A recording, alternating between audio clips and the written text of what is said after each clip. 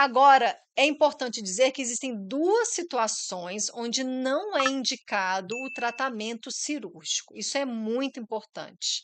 O primeiro deles é quando a gente está tratando do carcinoma mamário inflamatório. Esse tipo de tumor é um tumor extremamente maligno, tá, extremamente agressivo, ele é muito metastático. E por que que a gente não faz a mastectomia nesse tipo de tumor? Primeiro, quando a gente eu acabei de dizer que a gente tem a expectativa de, com a cirurgia, melhorar a qualidade de vida do paciente, a gente tem a expectativa de alterar o curso da doença, de curar o paciente muitas vezes. Aqui, no carcinoma mamário inflamatório, a cirurgia não muda o prognóstico do paciente, a cirurgia não melhora a qualidade de vida do paciente. Esses pacientes, com carcinoma mamário inflamatório, são pacientes que muitas vezes, ao você fazer a cirurgia de mastectomia, nós vamos ter recidivas exatamente em cima da sua linha de incisão. Muito rapidamente, a gente tem novo tumor ali naquela região. São tumores que o paciente, quando tem esse tipo de tumor, ele pode desenvolver coagulopatias, ou seja, é um tumor que na cirurgia pode ter um sangramento mais intenso. Então, não fazemos. Eu falo que parece, se você mexer com o tumor de mama, um carcinoma mamário inflamatório, optar por fazer a cirurgia, é como se você estivesse mexendo numa caixa de marimbondo. Você só piora a situação do seu paciente. Vou mostrar aqui uma imagem do que é um carcinoma mamário inflamatório.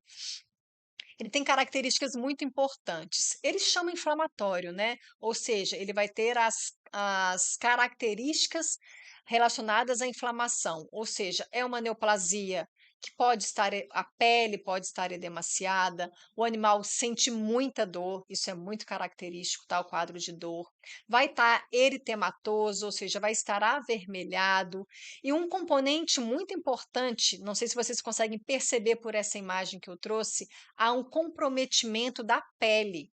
A pele, olha, está comprometida, certo? Por que que isso acontece? Porque as células neoplásicas, elas vão ter um tropismo pelos vasos linfáticos que estão na derme, na pele. Por isso a gente percebe essa alteração aqui na pele do nosso paciente. São tumores também que podem acometer várias glândulas e tem uma tendência a serem tumores em placas, e não aquela bolinha, mas em placa, certo? Então a gente não indica a mastectomia. Quer dizer então que eu não vou fazer nada com esse meu paciente? Não, não é isso que eu estou falando. Não fazemos a mastectomia, mas nós vamos fazer um tratamento com esse seu paciente. Esse tratamento tem 3 pilares principais. Primeiro, controle da dor, um controle efetivo da dor.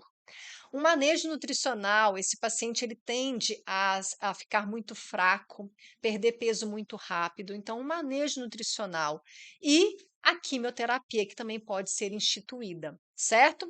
Esse é um tumor que ele é muito agressivo, ele tem, assim, uma expectativa de sobrevida, óbvio, né, gente, como eu disse, a gente pode ter uma variação de indivíduo para indivíduo, mas o animal tem uma taxa de sobrevida de 3 a 4 meses. Existem estudos que demonstram que se o paciente fizer todo esse tratamento de manejo nutricional, de controle da dor e a quimioterapia, tem pacientes que já chegam a ter 1 ano de tempo de sobrevida, mas no geral ele tem um prognóstico muito sombrio. Não faça, então, mastectomia nesses casos. Quando também não realizamos, como seria um caso esse da figura, esse caso aqui é um animal que tinha tumor de mama, ao ser realizado o raio-x de tórax, percebeu então aqui onde tem o asterisco, que nós temos lesões neoplásicas já no pulmão, no parênquima pulmonar desse paciente. Então, aqueles animais que têm o tumor de mama, mas que já têm metástase à distância, no caso aí, no pulmão, também não é indicado fazer a cirurgia. Como assim? Não vamos fazer a mastec? Olha, a princípio você deve priorizar esse tumor que está no pulmão. Então a gente vai começar a fazer a quimioterapia e depois, se necessário, dependendo, né, de vários fatores, a gente faz a mastectomia. Então, nesse caso, a gente prioriza esse tumor que está no pulmão. Então, vamos começar logo de cara com a químio, não vamos perder tempo, né? Vamos dizer assim, fazendo a mastectomia, vamos já partir para a quimioterapia, visando essas metástases à distância. Agora, se é seu paciente que ele tem já metástase à distância, mas ele está com um tumor muito grande, um tumor ulcerado, um tumor que o paciente está com miíase, o proprietário está com problema de controlar a miíase, e você acha que a mastectomia pode trazer uma qualidade de vida, até mesmo que se ele tiver com essa área ulcerada, não é indicado fazer a quimioterapia, aí sim você pode fazer a mastec primeiro e depois você começa a quimioterapia. Mas se não, se é um tumor que não está ulcerado, não está necrosado, a gente começa primeiro com a quimioterapia visando os tumores secundários, né? No caso aí da nossa imagem que está no pulmão. Então são esses dois casos, tá? Carcinoma mamário inflamatório e metástase à distância. Vamos nomear os procedimentos? Falando então da cirurgia, nós temos aí termos que vão falar da extensão da sua mastectomia. Primeiro deles, lumpectomia. Você também pode ouvir o termo de nodulectomia, é a mesma coisa. Quer dizer que a gente vai tirar somente o nódulo. A gente não vai tirar o tecido mamário, a gente não vai tirar a mama, somente o nódulo. Mastectomia simples é quando a gente tira o nódulo e a mama, somente a mama em que esse nódulo está presente. Mastectomia regional é quando você tira de 2 a 3 mamas em bloco, as 2 ou 3 juntas. A mastectomia radical unilateral é quando você tira todas as mamas de um mesmo antímero, né? As 5 mamas, no caso da cadela, ou as 4 mamas, no caso da gata. E a mastectomia bilateral é quando você tira os 2 antímeros, né? As 2 cadeias, tirando as 10 mamas ou as 8 mamas, no caso das gatas.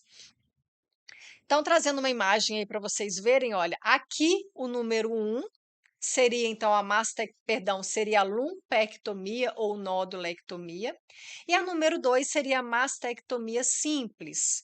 Esses dois procedimentos, via de regra, eles não são muito utilizados, tá? O consenso, ele coloca que não são as melhores opções.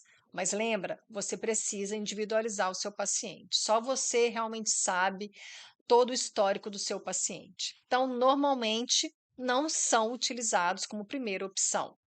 Aqui o número 3, nós temos a mastectomia regional, está demonstrando aqui a retirada da mama, das 2 últimas, né, da mama inguinal e da mama abdominal caudal. E aqui a número 5, a mastectomia unilateral radical. Faltou a bilateral, né? Vou trazer uma imagem aqui, ó. Isso é uma imagem, né, no transoperatório antes de começar a cirurgia.